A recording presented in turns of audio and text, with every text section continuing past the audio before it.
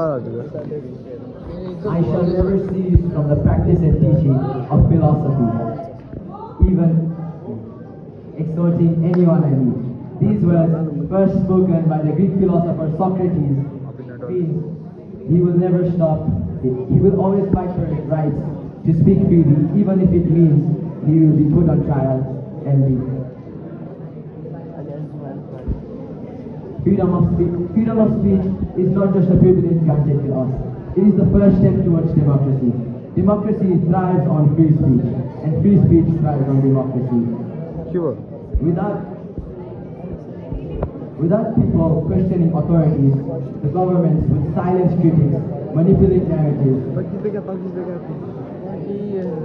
governments would silence critics, manipulate narratives, and slip through the hands of justice. Journalists and activists always rely on freedom of speech to expose corruption and injustice. If speech has limits, then crimes will be as free as birds right under our skin. Innovation and progress flow freely, ideas flourish. If every scientific breakthrough and every cultural renaissance has been born from open dialogue, not silence. Some argue that freedom of speech should have limits because of hate speech and misinformation. But censorship is not always the solution. To solve those problems, we must focus on counter-speech, education, and open debate.